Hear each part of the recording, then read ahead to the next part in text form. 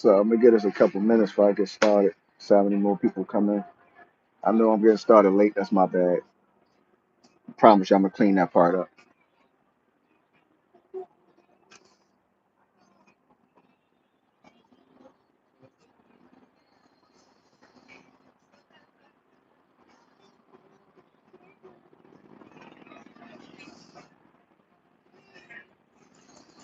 Start a little later than I wanted to.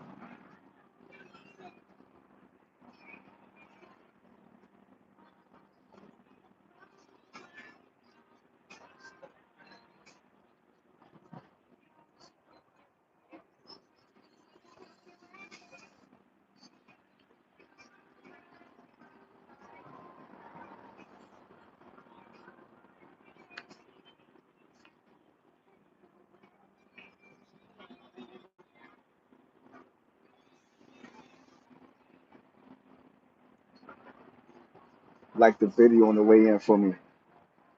Like on the way in. I know you here.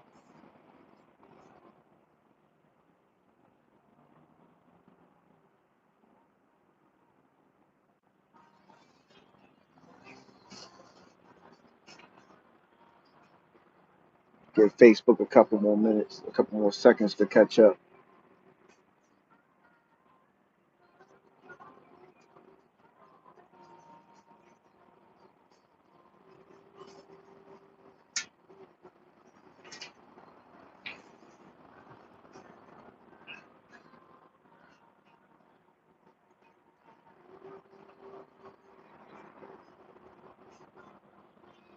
Get a book, a couple more ticks. Yeah, we back. We dealing with that train tonight. I tried to avoid the train, but you know,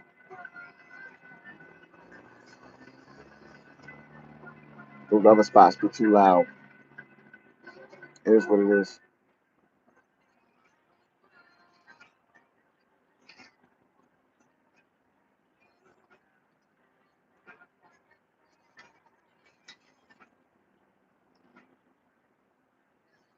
Like the video on the way in. Appreciate you coming in. Like the video. We about to get started in a second. We got a couple things to talk about tonight. Um, got a couple things to talk about.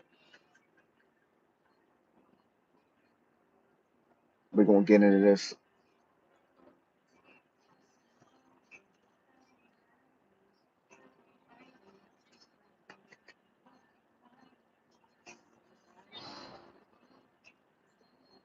Pardon the train noise. I can't do nothing about that. But it's going on. It's normally really not that bad.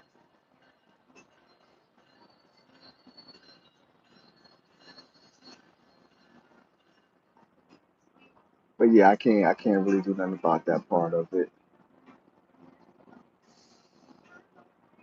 Um, it shouldn't be that much of a disturbance though. We've been out here a few times and it really wasn't that big of a disturbance. Like the video on the way in for me. Let me know you here. Um, Politics on the corner. Real Rap King. We live on YouTube and Facebook. Um, First time here is not gonna go how you think it's gonna go. We stand on principles and parameters. Understand? Um, we get into some topics that really ain't for the faint of heart. It's not gonna be a standard point of view. I just believe it to be a natural, pure point of view for me. You know what I mean? Um, we got to shout out Advanced Chemical Systems. I think the name of it is. Um, and Jones Nelson Lawn Care. Pardon me.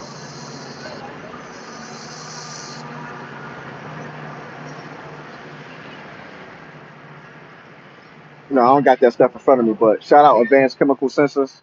What they do is that if you have any type of foreign um, agent, so to say, fuel, carbon monoxide, um, there's another one. There's another big one I can't think of right now. If you have any of those things in the air, they have sensors they put around the house, they put around put around rooms, and they can detect if there's foreign matter in the air, and let you know exactly what levels they're present, and what you need to do go about removing those harmful chemicals and agents. Jones Nelson Lawn Care, best best lawn care service in the business. If you know anything about it, they're it's a family, it's a small black owned business. They're it was actually a business started for the grandson. It was something to get the grandson a step ahead in the business world for when he gets older. He mature. He already have a business that he can step into. It's about building generational wealth, right? I'm go ahead and summarize that. It's about building generational wealth, and this young man, I think it's like 3 to 5 years old, somewhere in there, and they started this business in his name, for him, like I said, to get a leg up, so he's not starting from zero, right? So you can support those names, Google those names. If you could use their services, please reach out to them. Tell them I sent you. Um, like I said, if this your first time here, it's not going to go how you think it's going to go. Um, we get to the real issues. We get to the why behind the issues, though, right? We don't just stay on what the issue is. Like we gotta know the history behind it. I feel as though anyway. Um, this is about coming together, bridging gaps, and problem solving. You're not a problem solver. You're not a gap bridger. This probably ain't for you, man. Just being honest. Um, it's probably somewhere else you better off going to spend your time with, man. But I'm probably really not him. I don't want to be though. You know what I mean? Just being honest. I don't want to be. Um, this is a story that I've been following, right? I'm not going to lie, act like I've been following this super close with all the pure details of it. I know the surface level details of the story. There was a guy, um, he was locked up in Georgia. He was in Georgia State Penitentiary. I want to say for a robbery or a homicide, something like that. But he spent 15 years in there.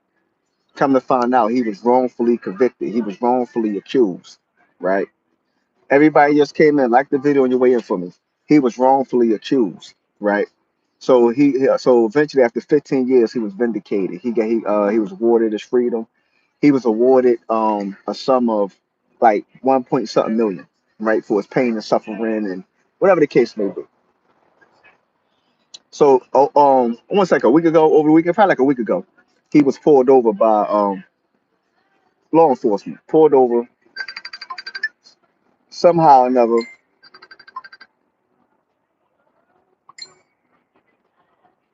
Somehow or another, him and law enforcement.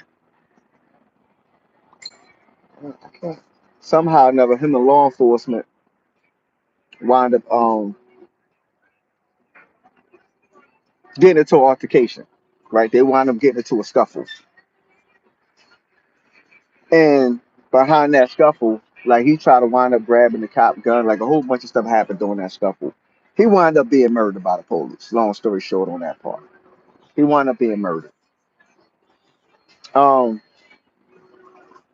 and what's influenced me to talk about this because I was asked a question yesterday.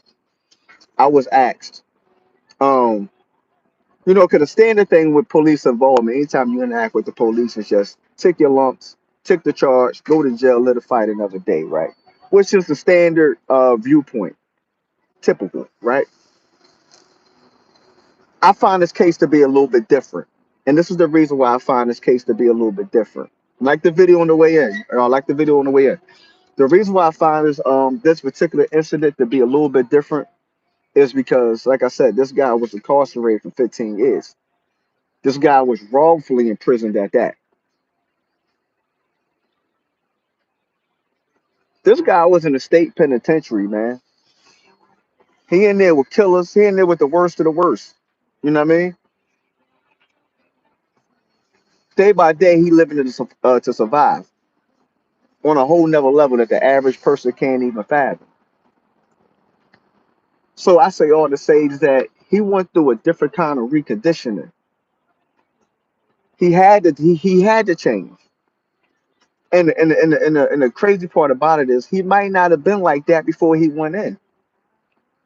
Understand what I'm saying? He might not have been that guy before he went in. But he had to transform into that guy for sure when he went in there. Especially doing 15 years. You can't dodge. You can't duck and hide for 15 years. He was in there for 2 years, 3 years. I could see laying low. But 15 years ain't really no laying low. And he was sentenced longer than that. That's just what he served. After they decided they wanted to throw out his conviction. You know what I'm saying? Like I'm saying, I don't understand all the ins and outs of what he was convicted of and what he was actually sentenced to. But I know he did 15 years. And I'm pretty sure not only just from a transformation mental standpoint, I'm pretty sure he had some anger. I think that's normal. I think that's a normal response. That's a normal reaction. That's a normal emotion when you know you somewhere you ain't got no business being for something that you absolutely did not do. You know what I mean? So far as he concerned, his whole life has been negative interactions with the police. I guarantee you he fought COs in prison. If he fought that cop so easily on the street, he was definitely fighting COs in prison.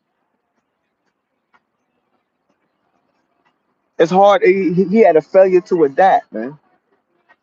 But which I think, like I said, I think he should deserve a level of grace because one, he's in there and he shouldn't have been in there. But so all this man, for all intents and purposes, all his interactions with the police have been negative. They locked him up for something he didn't do. He went to court, blue trial for something he didn't do. He went upstate, CEOs talking to him filthy, tell him to bend over, call, spread his ass cheeks, the whole nine, right?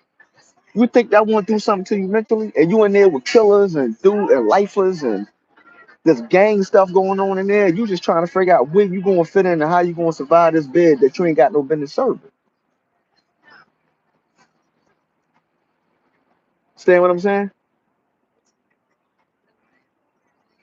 You can't tell me that won't do nothing to you. You can't tell me that wouldn't do something to you mentally. You can't tell me that, man. So you can't really ask me why he decided it was smart to fight the police. He been fighting pretty much been fighting his whole life anyway. He been battling the beast his whole life. Like I said, I guarantee you, if you go through there, he probably got some write ups for fighting COs. Because they normally go hand in hand. You don't be in there be a sucker to a CO, but get out here. COs ain't got no go guns on the block, on the cell blocks, and the day rooms. They ain't got no guns. You know what I'm saying?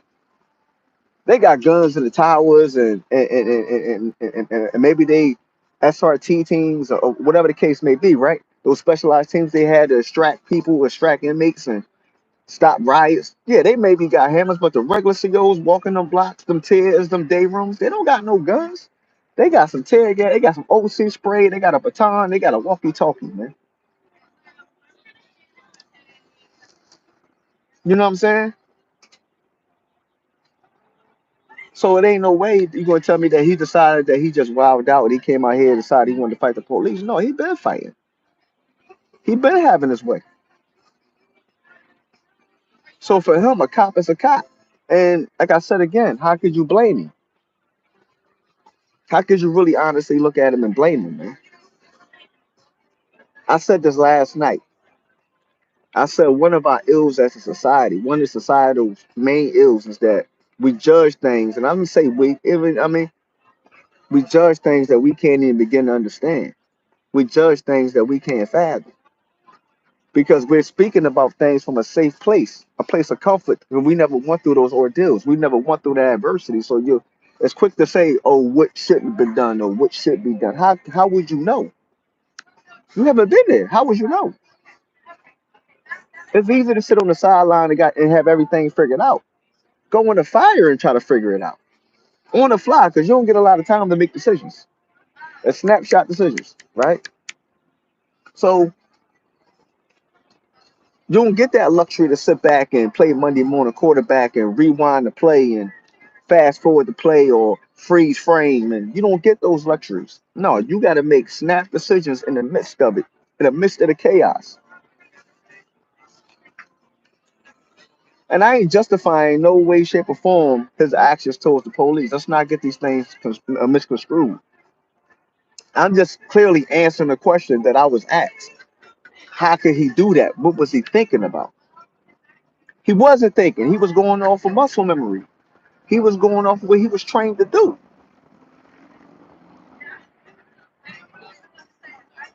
And the crazy part about it is I thought about this today, and I really thought about it. I was like, damn. I mean, we don't have a crystal ball. We can't say what would have happened, what wouldn't have happened. We don't get that luxury, right? But how do we know if that man would have never been arrested, falsely arrested, that his life went and went somewhere else different?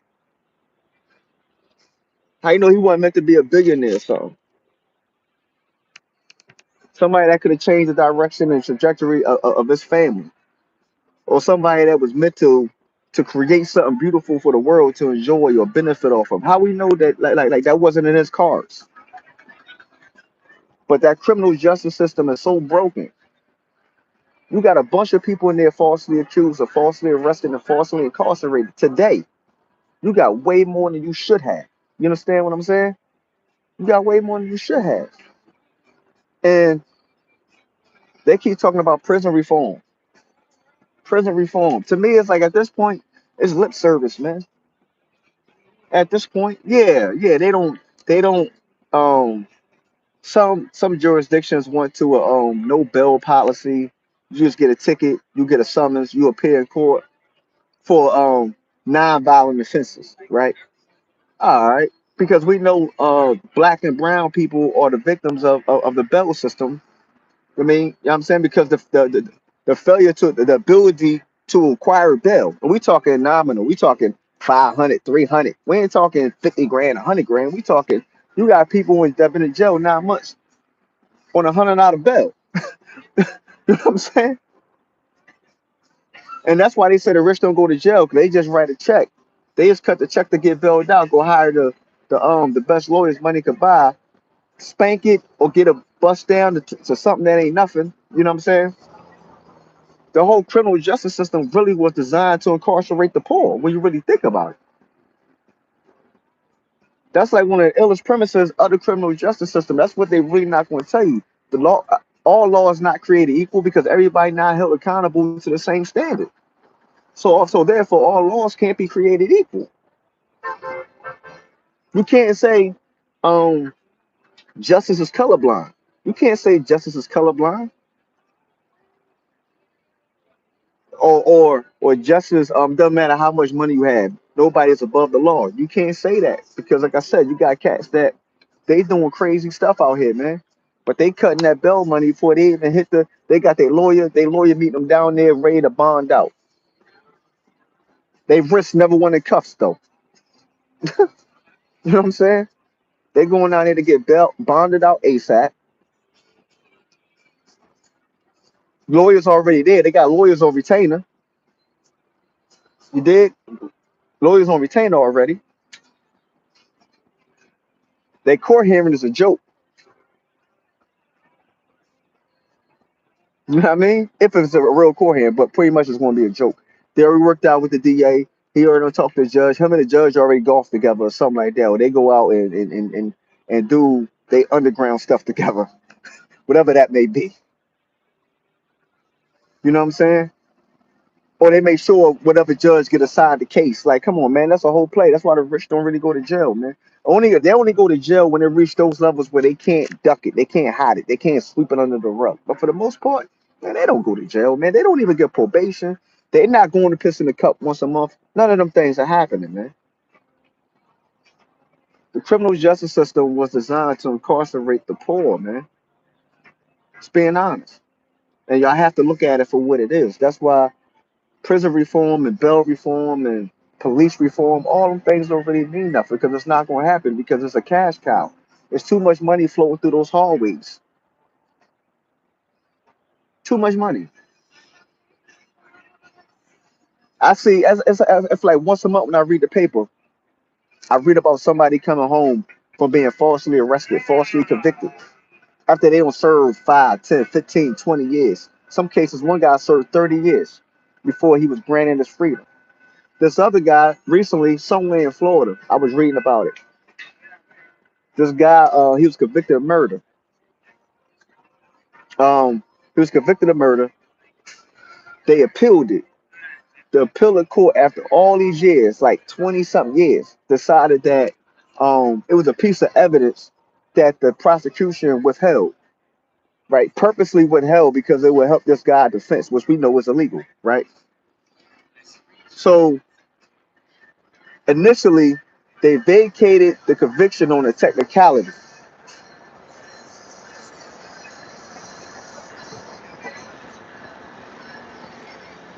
That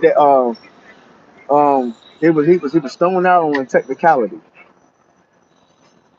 and then it was reinstated on the technicality. So this guy was free. So this guy did some 20 some years. He was released on a technicality because they deemed that the prosecution didn't play fair. They withheld crucial evidence that would have helped this guy defense. It happens every day, by the way. Let's not get none of this twisted, right? Um, so they vacated the sentence, ran him a new trial. He was free like a year and a half, 2 years, whatever it was. Free model citizen. Um, Getting to know his grandkids, getting to know his family again. He got a wife. Like, you know what I'm saying? They getting acclimated to him being outside. I think they actually married while he was in jail. So they getting acclimated to him being free. You understand what I'm saying? And they reinstated the conviction on the technicality. He was forced to turn himself in, go back to prison. Every appeal that he put up to try to put a stay on him having to turn himself in was denied. So now they back to square one with appealing. And you only get for so many appeals, but they back at the appeal phase and trying to figure out a way to get this man free. But the crazy part about it is when they want to review the case, they realized there was a lot of lies in the case. There was a lot of false testimony, false statements, and the whole nine against this man. But legally, they said they can't do nothing about it. Like, come on, man, are you serious? Man, you got to be kidding me, man. It's like none of this seemed legit. But this guy back incarcerated today. You know what I mean? Let's take it a step further. Continue to walk with me, because we're gonna continue to go down the path. You know that whole facial recognition thing, that software that's really been out forever. It's not no new technology. I hope people understand that. Right? It's just becoming more mainstream, and people are becoming more aware that this technology existed. This technology has been out. This technology is old. Let's be crystal clear, right?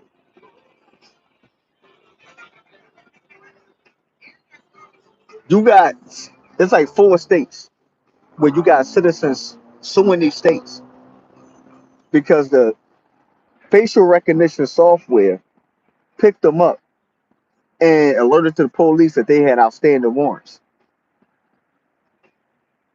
So when these guys got arrested based off the facial recognition, right? These guys were arrested based off of facial recognition. And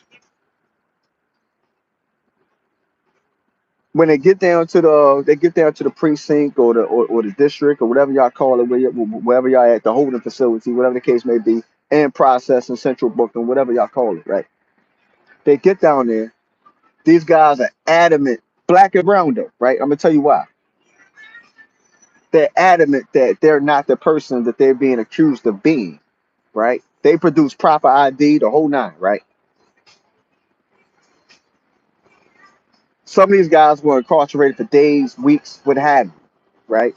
Before they realize that they telling the truth, that they're not the person that they are accused of being, right? So with this facial recognition software and technology, it has a hard time picking up and distinguishing the differences between black and brown people. Only people they got a hard time with distinguishing who they actually are. So it gives false readings. But these false readings are only happens towards black and brown people. I just thought that was an ill story, right? I just thought that was ill when that came out because you got people out here that really got like real life doppelgangers, right? Like real life.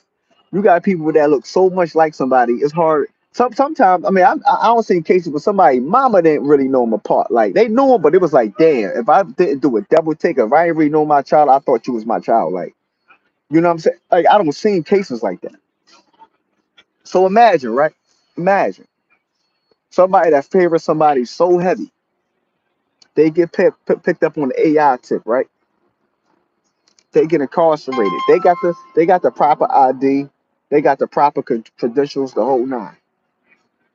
And there's no way for them to really prove who they are because they looking like, oh, this a fake ID, right? They got. I mean, I don't know. They probably got to go through something crazy just to prove their own identity at that point. But um, I just look at that increasing. Really, that's the point behind my story is that if that was already happening, right, with people misidentifying, false identifying, lying, you know what I'm saying? All these different variables that cause people to be falsely incarcerated. Um, Imagine what's going to happen with this new technology. Oh well, this widespread technology. Imagine how many more people going to be falsely accused, falsely arrested, falsely convicted, and falsely incarcerated. Imagine how much that number is going to have an uptick. And damn, that's probably a lot harder rumble to beat. I mean, I'm saying if y'all really look that close together, because looking like, yo, you was positively identified through facial recognition software, bro. Like, you know what I'm saying? Like, no, this is you. The jury looking like that's you. Everybody looking like that's you. You know what I'm saying? Because y'all look that closer together, but you ain't never been to that state. And what happened with the guy? It was one case in Louisiana. I want to say Baton Rouge. I want to say Baton Rouge or New Orleans. It's one of them. This was the story that got my attention, right? With this whole conversation with the AI facial recognition, misidentification. Um, he had never been. I think it was Jefferson Parish or somewhere, whatever municipality that covers, whatever jurisdiction that covers, city, towns that covers. I think it was Jefferson Parish, and I'm not mistaken. He said he never even been to Jefferson Parish. You know what I'm saying? It's a case I never even been over there. I never been there, and I'm being incarcerated for a crime that happened there. You know what I'm saying? Like I can't even fathom that kind of feeling, man. That got to be a super sick feeling. It got to be super sick, man. And like I'm asking, how do you combat that? How do you control that? How do you mitigate that?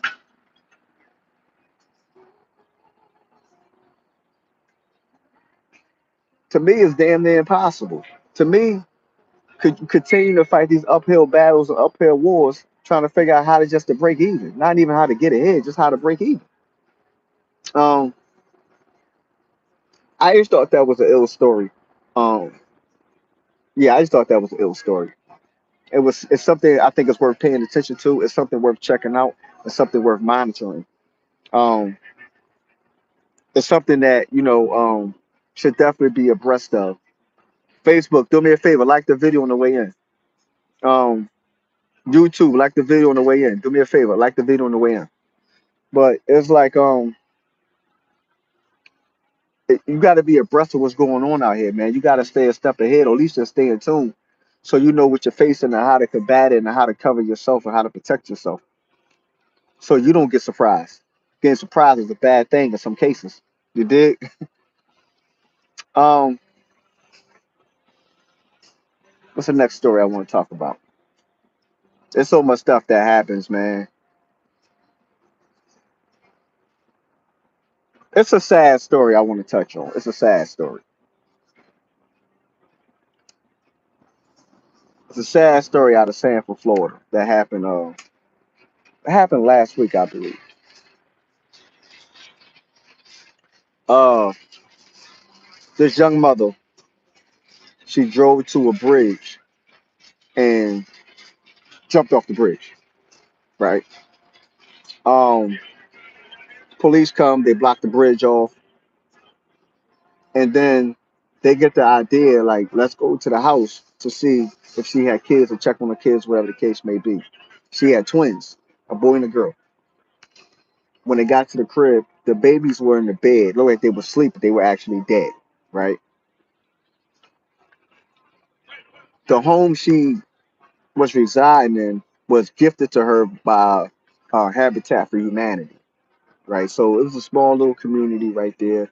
To my understanding, they all kind of know each other, try to look after each other to the best of one's ability. You know what I mean?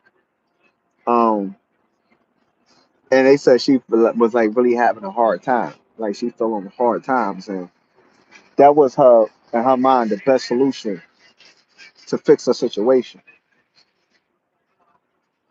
You know, they waiting for the toxicology reports to see exactly how those kids died, how those babies died, right? They're waiting for that report so they can give them official cause of death and determine a little bit more of the mental instability that that young lady was under and how exactly those babies died because of it, right? Um, I think there's a lot of different issues that I feel like this story is becoming more commonplace. I don't feel like this is an outlier. I don't feel like this is an isolated.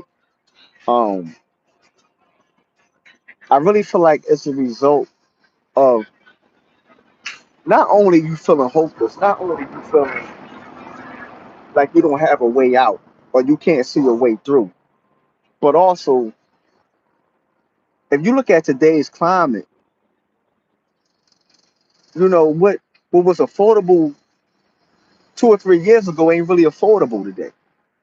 We talking basic stuff. We talking milk, bread, eggs. I mean, she ain't have to pay. She ain't have to pay no. I don't think she got to pay mortgage for the house. I think that's gifted. I think she's pay taxes or something on that. I know you got to put the sweat equity to the Habitat for Humanity houses, but I'm pretty sure you don't have no mortgage or anything like that on it. Um, but the strain of being a single parent, the strain of everything in life becoming more expensive and more unreasonable and more like out of your reach, so to say. That's the way you feel anyway, right? Whether it's true or not, but you can't really tell a person how to feel.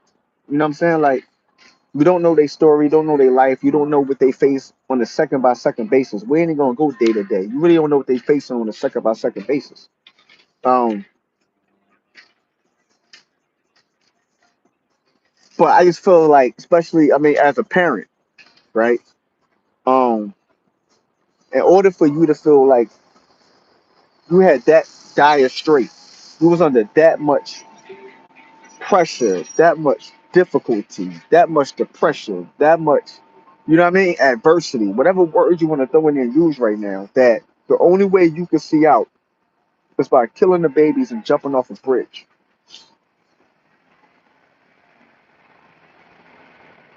It, and like I said, you look at the landscape of the world, man, it's like the basic things, man, it's like it's not, like I said, it's not affordable, man. Depending on who you are, depending on, I mean, like, that McDonald's check ain't gonna work.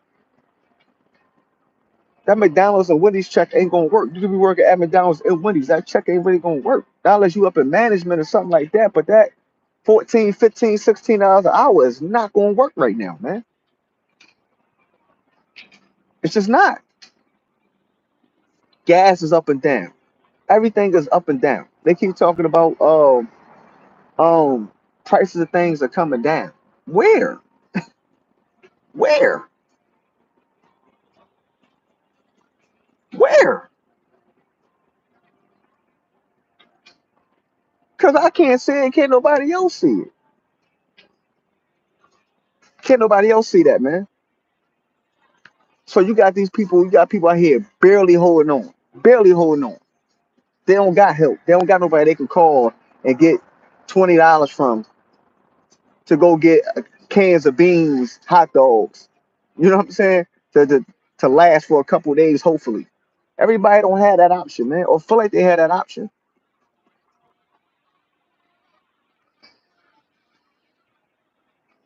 So it's like for all this um lack of money available, for all this financial strengths that the government say they got,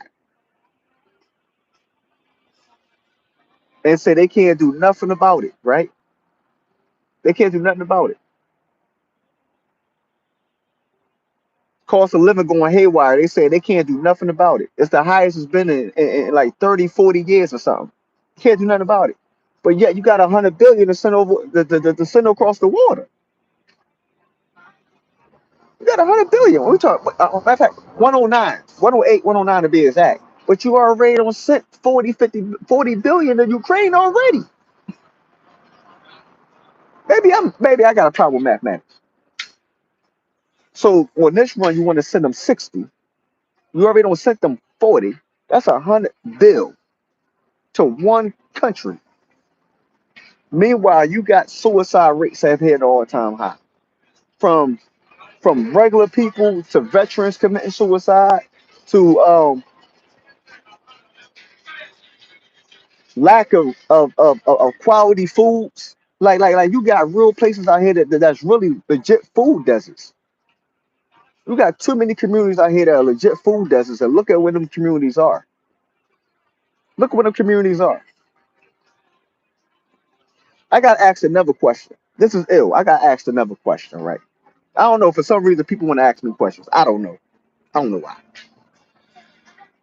So they say, yo, how come you think there's not no universal health care? So I was like, so I educated them about the Obama health care and told them how buffoonery that actually is. If you actually read it, it's something that's always been in place. Let's be clear. It's not anything new. Let's be crystal clear, right? You have to be really of a certain demographic to really truly benefit from the from that Obamacare um thing that they kind of revamped. They didn't create it, they kind of revamped it, right? But you gotta be of a specific demographic to really truly benefit. You gotta be like a gig worker. You gotta be somebody that um a spouse or somebody where you're allowed to come and you got some crazy underlying illness, underlying issue that you're paying for out of pocket right now. But now because of Obamacare, you're able to get on your spouse's health care. You're just paying co-pay, so it's cheaper for you, right? So people like that are benefiting tremendously from it, right? You got a lot of seniors that can't afford it because of the co-pays are too high. From the doctor visit to the medicine. You know what I'm saying? So somebody asked me a question. Somebody said, "Yo, why you think there's not no real universal healthcare, free healthcare like other countries have?" I know some of y'all gonna get mad at me and say, "Woe was me." I just tell the truth. You don't like it? It's some place else you can go. I promise you. You don't have to be here with me. It's the same thing with the food deserts, right? It's the same thing. You look at that. You look at those impoverished, disenfranchised communities, right? They don't have access to quality food, right? They gotta go to the corner bodega. They gotta go to these knockoff food stores. These really kind of selling kind of like secondhand food. We're gonna call a spade, right?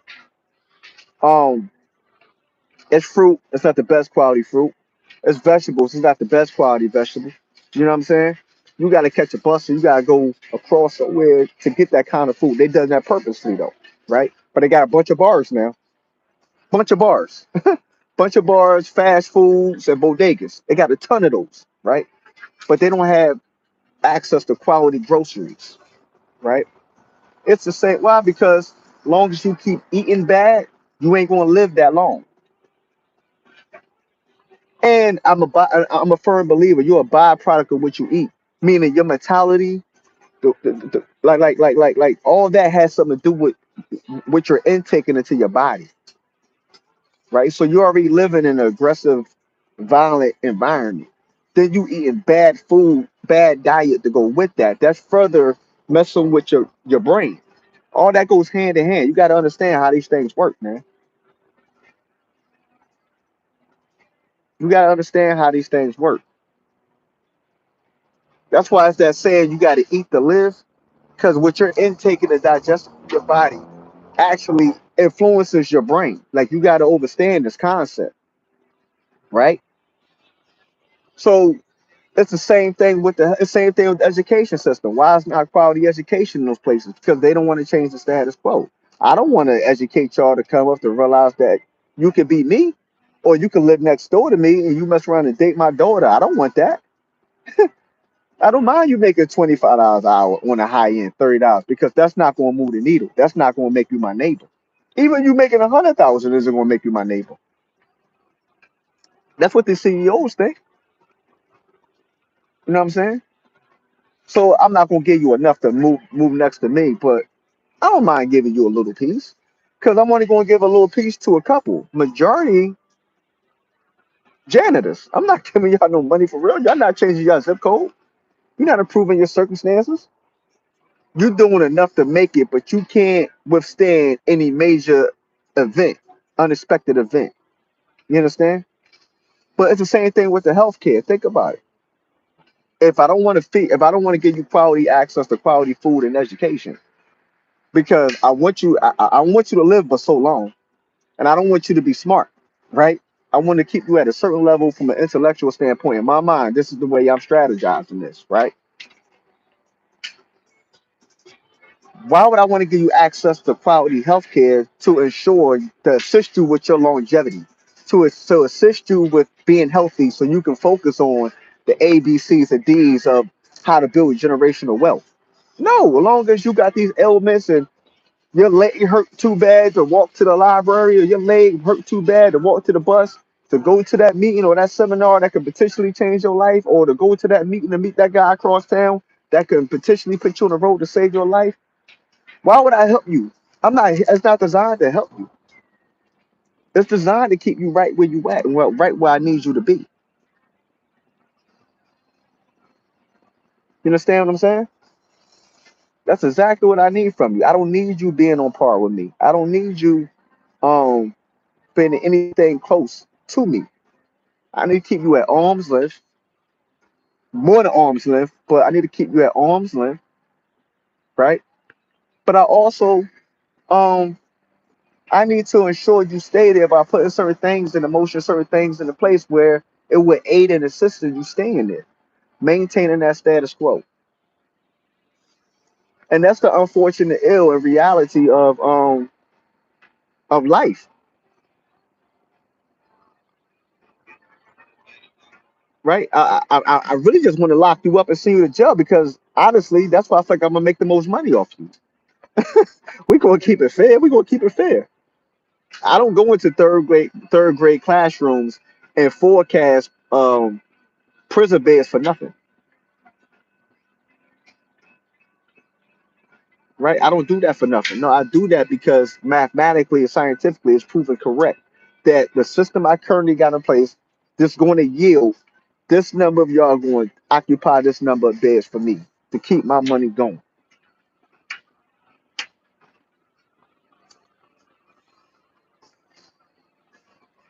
Somebody called me a liar, man. So why would they give you access to quality health care, equal health care?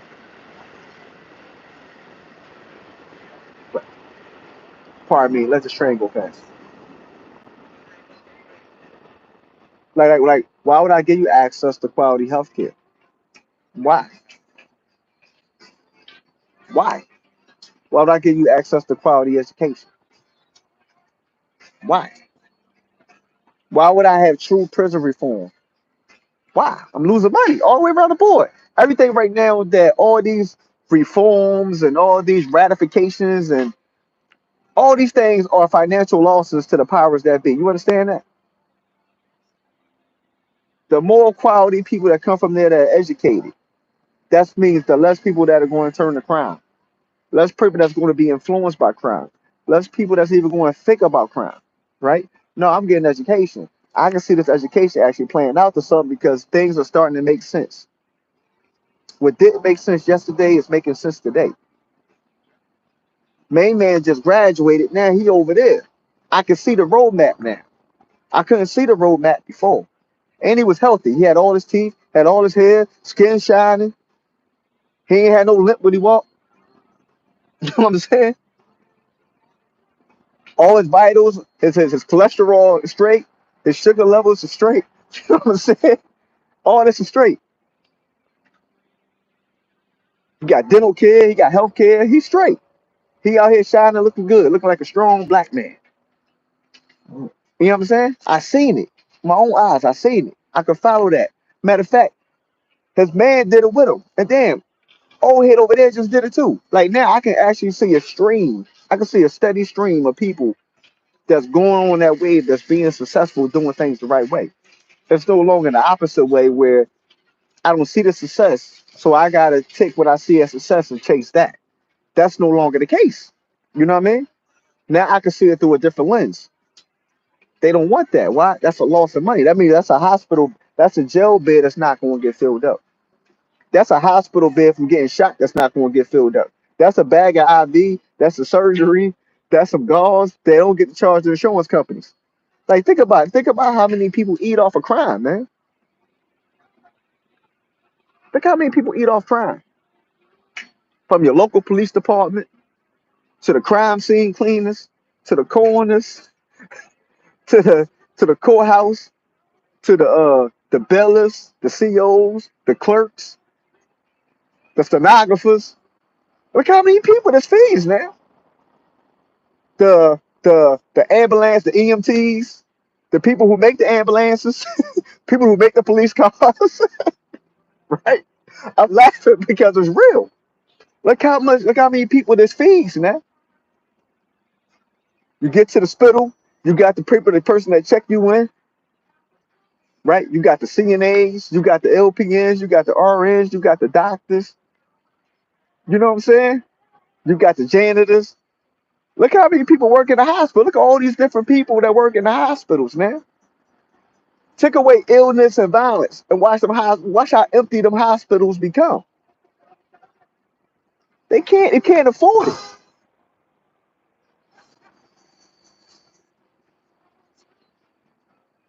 They can't afford it, man.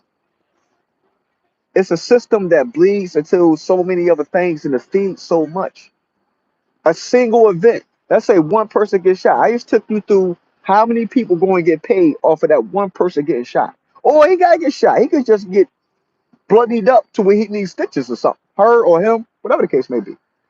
Right? So think about it.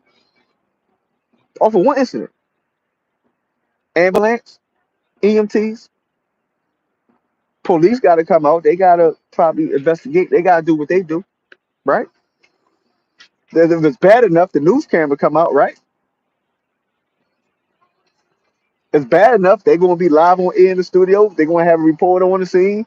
They got to have a cameraman, right? Just think about it, right? You get to the hospital. Like I said, you got the person. They're going to send you back on a gurney. They got the person that's going to come in and get your information. They got that person that's going to come and get your vitals. They got that person that's going to tell, they're going to come and say whatever's wrong with you, how severe it is, whatever the case may be, right? If you got to have surgery. You got to have an RN, a surgery type RN, trauma RN. You got to have a trauma doctor, at least one. Depending on how bad it is, could be two or three, right? You can have upwards to 4 to 5 people in that room while you getting operated on. God willing, you make it. God willing, you make it. So what happens after that? You got to go to the recovery room. You got to heal up. You're going to have an LPN and an RN that's going to come and check on you, to give you your medication, change your wound, the bandages. You know what I'm saying?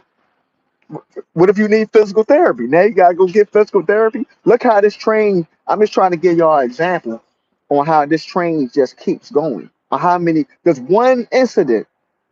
It's one incident. I ain't even got to the criminal. I ain't even got to the part of somebody get arrested for it yet.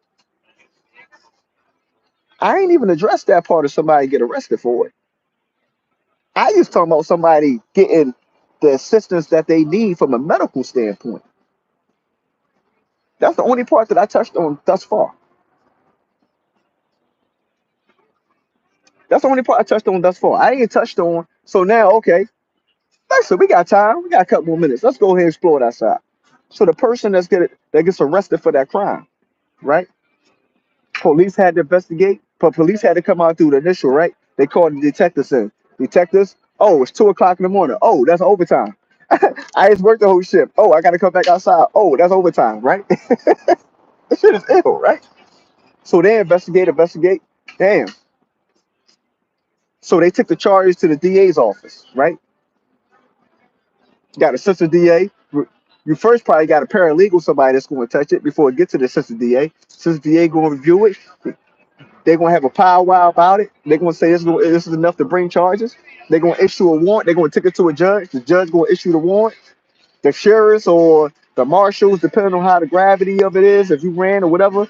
But some police agency is going to come get you, right? Come get you. They're going to put you in a detention status, right? You gotta go see what the initial. You gotta go. You gotta go to the holding joint. You gotta see the magistrate, right? But you gotta encounter the bailiff first, right? You got, I mean, you got to count so some type of sheriff, CO, correction officer, somebody on that level, right? You got to count on one of them. They going to process you into jail. Um, then you got to go see the magistrate. The magistrate going to give you a bail, whatever, no bail, bail, whatever the case may be. You then they going, I mean, they going to take you. If you get a bail, they going to take you back to a little holding facility. Um, give you a certain amount of time to post bail. You in post bail, they going to start the end process, right? You're going to take this off. You're going to bend over. You're going to cough. You're going to peel in the jail joint. They're gonna give you a mat. You're gonna go to the holding joint, right? All this while you escorted by a sheriff or some kind of deputy, right? Now you gotta go. You gotta go to court. Like you see how I ain't gotta go crazy with this, but you see how always probably leading up to prison, right? When you got COs up there, they gotta do the same thing with processing. Depending on where you at to the courthouse, they gotta put you in a little. They gotta put you in a van or put you on a bus to transport you back and forth to. You see how many jobs.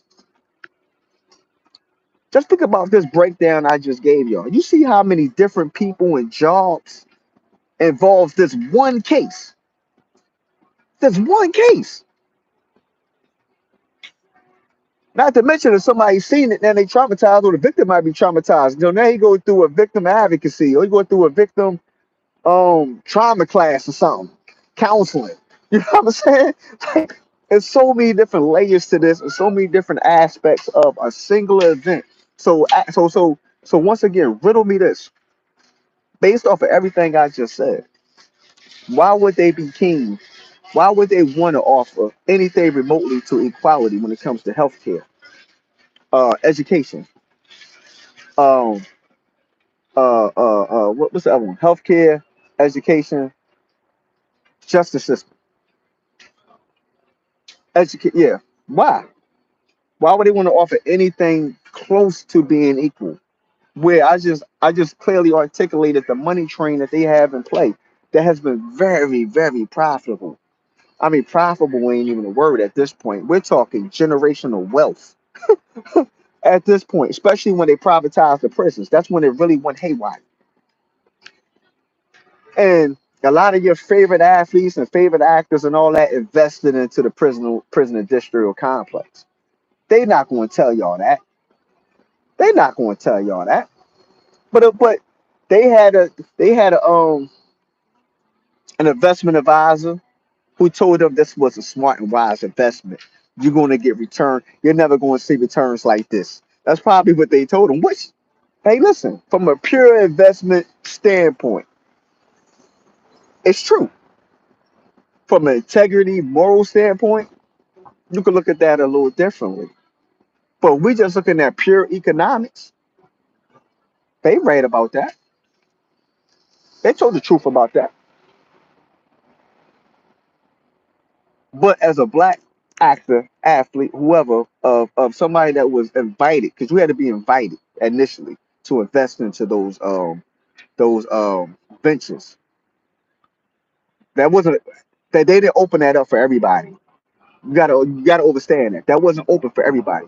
And if it was open under IPO, you didn't even know that's what that IPO was.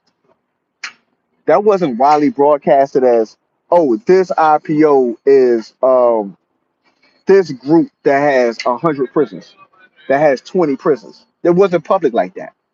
You had to be really, you really had to know or really be in the stock game to know what those companies were that were invested or or just handling IPOs that was under those IPOs. You really had to be vested. You really had to be in the know for a reason though. Why? Because those returns were bananas. Those returns were bananas. They knew it. Everybody knew it, right? So I just me personally, I was looking like if you black and you invested in that and you know that the predatory incarceration that were committed against us and you invested in that, so that tells me you ain't have a problem with that. So I kind of do look at that different. I'm not gonna lie. I think I'm supposed to though. I think everybody's supposed to. I think honestly you're an idiot if you don't. Just being honest. That means you don't want to look at the truth. But these are the things that, like I said, we really gotta these are things that we really gotta open our eyes to. These are things we really gotta pay attention to, right? Because these things are happening right in front of us. They're not hiding this. They're not ducking this. There's no Jedi mind trick. They're doing it right in front of our face because they know we're preoccupied with this other nonsense out here that ain't about nothing. Or that ain't me. I ain't got nothing to do with that. You do got something to do with that. Because it could be you any moment now. Like, ain't nobody exempt. People, for some reason, think they're exempt. You're not exempt. I don't care how many white people you know, or how many white billionaires you know, or how many yacht parties you've been to, or what. What's that song? Still OJ. Real rap. You still OJ. I ain't black. I'm OJ. Okay. Okay. Let me know how that work out for you. Let me know how that work out for you. It typically don't. But I ain't gonna take up no more of your time. I appreciate the love. I appreciate the support. I appreciate everybody coming through. I appreciate week and week people still coming back, even when I'm inconsistent, even when I'm late. I'm gonna stop taking the abusing that because that's a privilege. Um, and I'm gonna start giving y'all back from a time wise what I owe y'all out of respect and out of appreciation for what y'all do for me on my side.